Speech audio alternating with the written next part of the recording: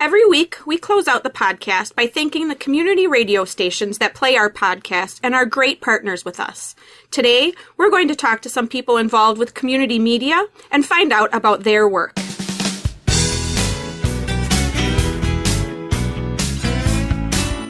Hello, and welcome to #LocalGovMatters. I'm Gwen Gunther, president of Wheeler Reports, and I'm excited to introduce you to my guest today. Ryan VanLanduyt is the executive director of Rice Lake Community Media.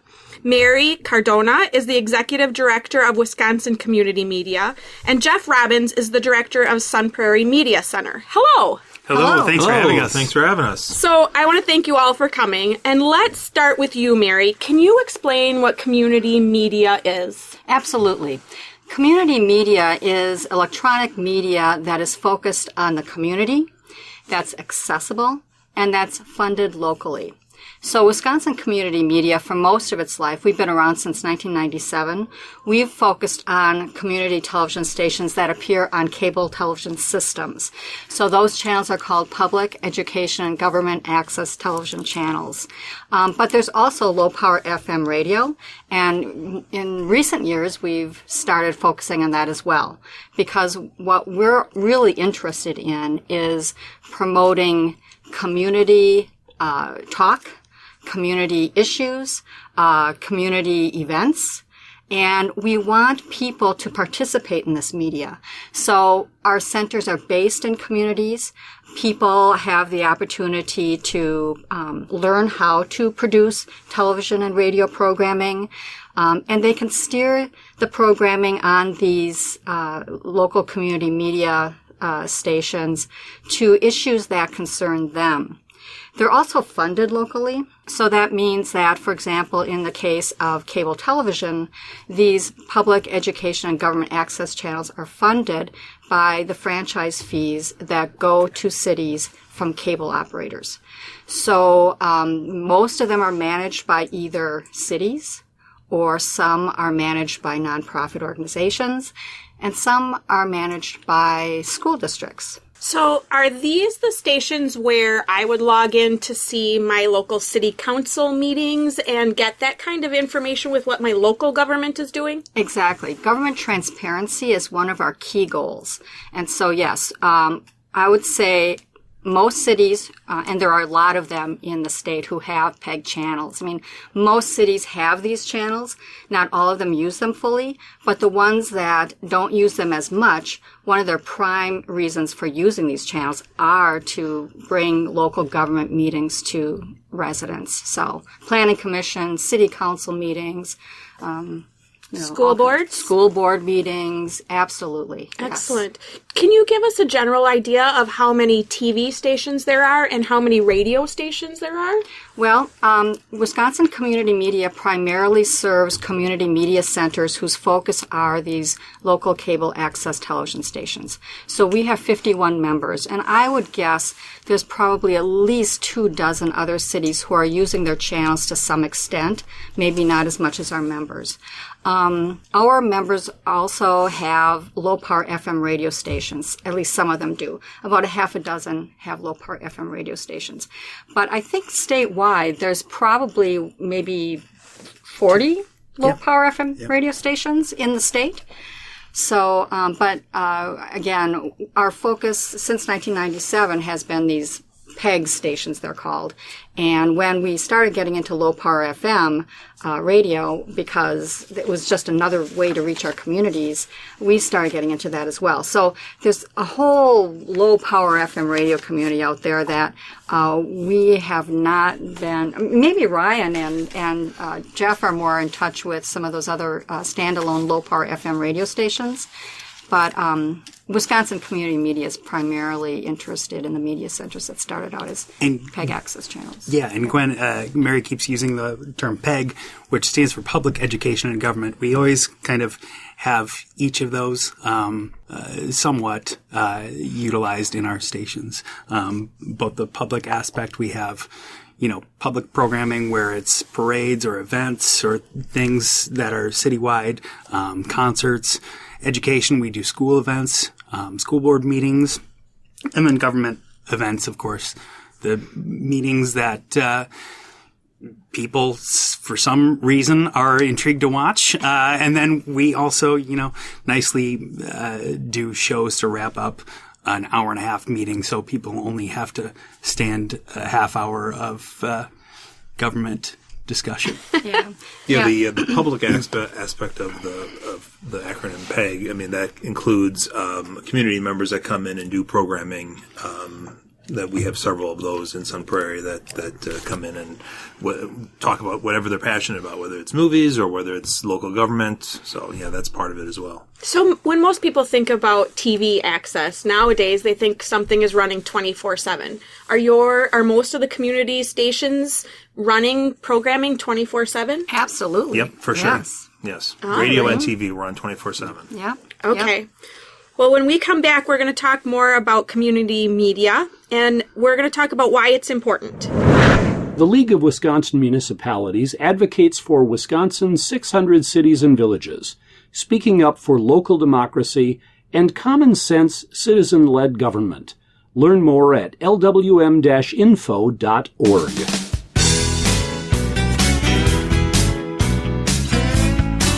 Welcome back to #LocalGovMatters. I'm Gwen Gunther of the Wheeler Report, and I'm joined today by Ryan VanLanduyt, the Executive Director of Rice Lake Community Media, Jeff Robbins, the Director of Sun Prairie Media Center, and Mary Cardona, the Executive Director of Wisconsin Community Media. So we've gotten a general overview, but can you explain how community media evolved? Where did it start from and where is it going to? Well, public access television actually started in the 60s and 70s and especially took off in the 1970s when the Federal Communications Commission decided that cable operators should be required to set aside channels for the use of the community. And so since then, in Wisconsin, small communities may have one channel, larger communities may have 3 or 4. And the whole idea is, and the whole goal of the FCC in doing this, was to encourage local programming. Because if you think back to that time, really what we had were the 3 broadcast networks. And all the programming was very national. What they did was they also encouraged local broadcast affiliates to have television programming. So like you have the local affiliate in Milwaukee or whatever. And so those stations were required to also provide local programming. The same with radio stations. They were required to provide local news. So the focus of the FCC has always been to keep localism in mind, to serve the public interest. And these channels were seen as a way to promote the public interest and promote localism by having these cable systems with many channels to set aside some channels for the use of local communities. So, Jeff, in Sun Prairie, I grew up in Sun Prairie, and my sister was a part of Kids 4. Is that something that is still part of community media in Sun Prairie? Is that something that you guys do, is bring in young people? Oh, for sure. We've been doing Kids 4 for about 40 years now, since the 70s. And every year we bring in about 62 kids, and they meet in what is called crews. They meet once a week with about 7 or 8 kids in their same age range. And we let them have full reins of the TV studio. They do the lighting, they do the sound, they do the camera work, they write the scripts, they produce the shows. Obviously we have staff supervising them, but we try to get their creativity to be as unfiltered as possible. So we really let them have it, and we have a second channel in Sun Prairie that is dedicated solely for Kids 4 programming. And the other aspect of that is we try to get kids involved in their communities, so we check out equipment to them so they can go record a concert or a play or something happening, or a parade or something happening in the community, and we hope that gets them, more interested in what's going on in their community. Ryan, so Rice Lake Community Media, Yes. You guys are up north and you're so close to Minnesota that I suspect a lot of people get their information from Minnesota sources. So you guys really must fill a need in your area of reminding people they don't live in Minnesota. Absolutely. Our CBS affiliate is in Minnesota. What's wrong with Minnesota? We're in a spot where it's, an hour away from Eau Claire and more than an hour away from the Twin Ports. So we are kind of our own kind of news source where, local news is important to us and other news is, not that relevant. So we do a lot of different methods of distribution. We have, our television channel, our radio station, but we do, online video streaming. Which is great in the winter when, grandparents go away for the winter and they can see their grandkids in school things or see what's going on in school or government. That's an important point that Ryan brings up because, like in Sun Prairie, for example, not only are we on Charter, but we're on TDS and we stream and we have a Roku channel and we have an Apple TV app. So we're really working, on our distribution methods to get the content out to as many people as possible and in as many ways as possible. So do you find on weeks like this where we have huge snowstorms and everything's shut down because the weather is so cold that people still have the opportunity because of the varying methods that you use to still be in contact with what's going on? Oh, for sure. Absolutely. Yeah. I mean, we, for now, if you turn on our channel right now, we're running crawls about, the weather information and school closings and city closings and things like that. So definitely people can still access us. We're on 24/7 and we're not shut down by weather like we're having today. Well, and in fact, it's a wonderful resource for the city because during emergencies, these channels really play a very big role in getting information out to residents. For example, in Sun Prairie, they recently had that gas explosion disaster. Correct. Yes. So, we really worked overtime to get as much information out to the public as we could during that time. When that happened on that night, myself and somebody else came into the radio studio that night. We're getting information as it was coming in, telling people to stay out of the area. We were able to pick up some press conferences from the local police department and the fire department and air those live. And then in the days and weeks that followed, we were at various fundraisers, covering those live, covering various press conferences, just really working to get as much information out to the public as we could. So, Ryan, let's start with you. If you talk about the community radio, how many people are employed through community media and do the different services that you have versus how many people are volunteers and come in and work because they want to be a part of their community? You are looking at the one person employed. We do have a lot of volunteers. We have an internship program through the university in town. And we, Tuesday night, because it was so cold, we had a basketball game that was canceled, but the two gentlemen that help out with that have been doing it for 16 years now. This is their 16th season. And we have a lot of volunteers like that who have been doing this for a long time. They're very passionate about it, and people know them from the channel. They'll come up to them and say, hey, good game on Friday or whenever that was. So they're providing color for the local basketball games? Absolutely, yep. And football games and everything else. Yeah, it's really fun. And, it really brings the community together. About 2 years ago, our football team went to state and won state. And, we were there all the way through it. And it was really fun for everyone. I believe it. How about you, Jeff, in Sun Prairie? How many people do you have who are employees versus how many people are volunteers? Including myself, we have 4 full-time staff, and then we have 1 part-time person, and we have some high school kids that come in and help with Kids 4 after school. And last year we recently transitioned from a volunteer-based organization to a member-based organization. So people are now paying very minor membership fees to be part of the media center. And I thought you might ask that question, so I counted before I came in, and we have 302 members. Oh, wow. So that includes volunteer producers or just people that support the media center and want to be, friends of the media center, or Kids 4 families. Mary, is this something that's unique to Wisconsin, or are these things that are found throughout the United States? Oh, it's actually found internationally. Okay. Which is really exciting. But no, it's community television is extremely popular in most states across the country. There's an organization called the Alliance for Community Media that has been in existence for since the 1980s, that has promoted community media and is still going strong today. No, it's very popular. And I think the idea here, the reason I think it's so popular is because people want to be part of their communities and contribute to their communities. And It's really exciting to be able to walk into a brick and mortar center and learn how to produce a program about an issue that's dear to your heart, and to reach out to the people who matter to you in your community, and to meet all these other people who come in through those doors and who are doing programs on issues that matter to them.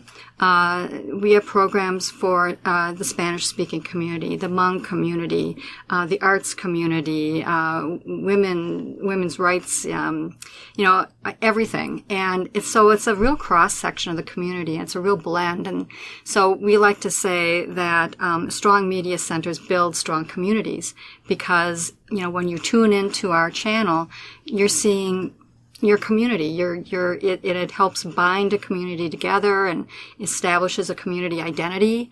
And because of all those things, I learned about community television when I was about 21 years old, right when I graduated from UW-Madison, and I was a political science major. And when I found out about it, it was just like love at first sight.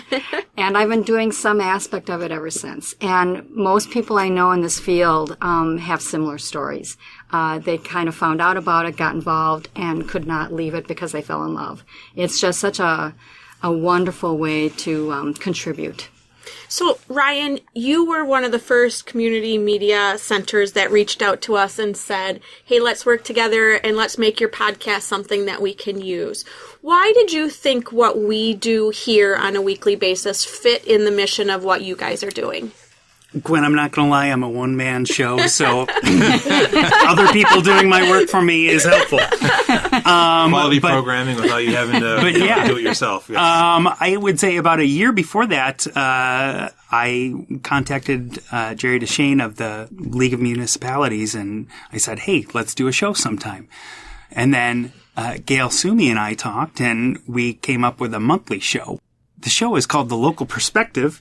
And, we do it monthly. It's kind of neat because Jerry is already traveling throughout the state. So we have different member stations of WCM recording the show and learning different things in different aspects of local government. And I thought this really fit with our mission of government transparency.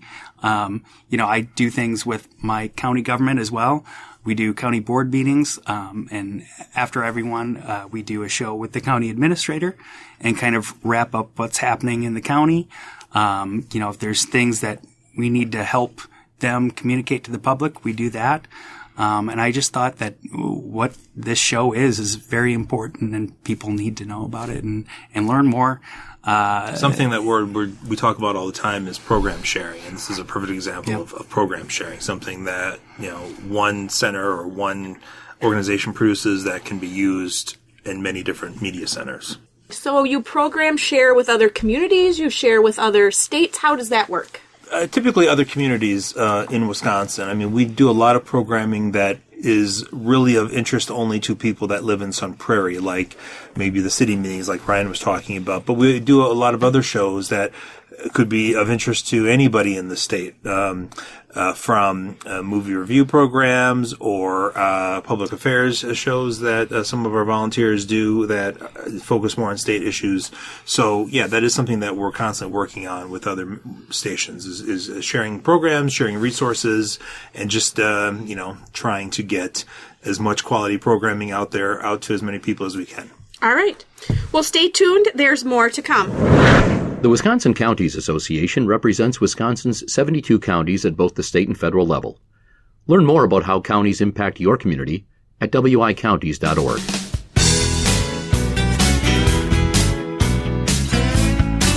You're listening to #LocalGovMatters. I'm Gwen Gunther of the Wheeler Report, and today's guests are Mary Cardona, the Executive Director of Wisconsin Community Media, Jeff Robbins, the Director of Sun Prairie Media Center, and Ryan VanLanduyt, the Executive Director of Rice Lake Community Media. Now, you guys have explained how community media came about, what you've been doing.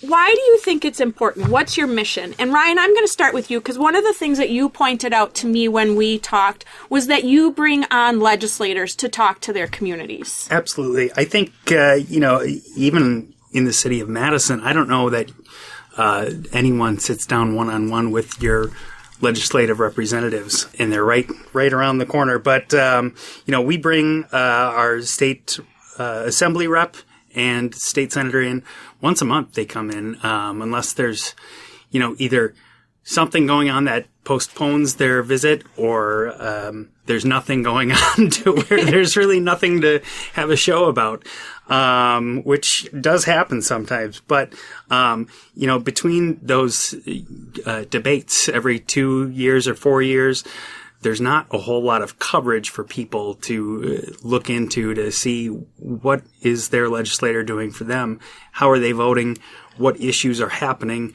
In a half-hour news cycle on our local news, there's not too much coverage about what happens in Madison that really affects the residents of Rice Lake. So we do bring them in. We have a great relationship. We let them speak about whatever they think is important, what they're hearing about, what the citizens are concerned with, and we cover those topics and we explore those issues. So, Jeff, your community is one that probably has several different legislators that are on your borders or within your area. Do you bring in multiple legislators to talk to different kinds of communities, or do you bring in your legislators? Do they come out and talk? Well, I think that we really focus on our city council. Like, we do a show called Council Playback on our radio station. So if somebody doesn't want to, and I don't know why you wouldn't want to, sit through maybe a 4-hour council meeting, we bring in either the mayor or, the council members are on a rotation, and they come in and they kind of give you the Cliff Notes version of what's really happening, or even better, what's coming up. So if there's an issue that's going to come before the council that maybe you have a personal interest in, you can make sure to attend that council meeting, or at the very least watch it on our local cable channel. But I think the main reason I think that community media is important is because informed citizens are active citizens. And we have a lot of citizens, not to pat ourselves on the back too much, but have become much more involved in their community through their association with the Media Center, to the point that now when there is a city event like a fire truck parade and tree lighting that we had in November, or the Groundhog Day celebration that's happening this month, not only are we involved in it, but our member producers are the MCs for that event. So they're actually the ones that are hosting the event in the community. So we're really working closely with the city to pull off some of these events. All right, well, you brought it up. So is Jimmy going to see his shadow this weekend? I am not privy to that information. That is top secret information, but we'll see. He's never wrong. So whatever he says will be right. He has a better track record than Punxsutawney Phil, I believe. As long as he doesn't bite anybody. Right. Yeah. So, Mary, if you're living in a community and you want to know whether there's a community television station or a community radio station, where do you go to find that information? You go to our website. So our website is https://wisconsincommunitymedia.com. Wisconsin spelled out? Correct. Okay. And there's no www in there. Okay. So it's a little tricky. We have I can't remember what it's called in there, if it's resources or members, but... You can find your local station. Yeah. There's a little navigation thing. I think it says members. And on that page are all of our members, and you can click on their icons, their logos, and see, where they're at, and you can go right to their website and see what their programming is and all that. So each media center really operates very differently. So some are like Ryan, it's a one-man band kind of thing. Some are like, Jeff's, that really bring in a lot of community members in. Some are solely government. So when you go to that page and you click on that logo, you'll find out what your local media center is all about. Perfect. Well, I have spent the whole show asking you guys questions, so I want to give you guys the opportunity if there are any final thoughts that you wanted to share with our listeners about community media. I would just say it's a wonderful way to get involved in your community.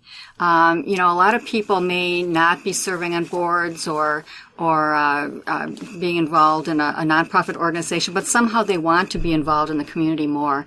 Media centers are a great way to do that. And media centers are always looking for volunteers. They will train you in how to run a camera or an audio board or help write a script or produce a show. There's so many opportunities for so many people that I would really encourage people just to knock on the door and get involved. Any final thoughts for you, Ryan? Boy, just watch and learn, I guess, from what we produce. I think Jeff has nailed it. Government transparency and information and being well-informed citizens is really an important thing for the community. I think that is a great thing that we're doing, and I hope that everyone's appreciative of that and at least figure something out beforehand rather than gets upset about something afterwards. Yes. How about you, Jeff? Any final thoughts? As I was reading the New York Times recently, they had an article about community media, and the headline was "Tiny Voices Become a Collective Shout," and that's really what we want to do. Is we want to gather those tiny voices and give people the freedom to become that collective shout in their community. Perfect. Well, that's the end of today's podcast. Thank you, all three of you, for coming. This has been great. I've learned more than I knew before, which I will admit was very little. It's been great working with you guys. I appreciate the fact that all of the community media is carrying Local Gov Matters, and we are working to get that on more community stations. For additional information and for links to the websites and some of the stories that we've talked about, make sure you go to www.thewheelerreport.com and check out the podcast details. And make sure to catch us on community radio. We are on Rice Lake Radio 105.5 FM, Wapaka Radio 96.3 FM, and Sun Prairie Radio 103.5 FM. Thank you to the League of Wisconsin Municipalities and Wisconsin Counties Association for working with me on this podcast, and thank you to Jackie Johnson for doing all of our sound editing.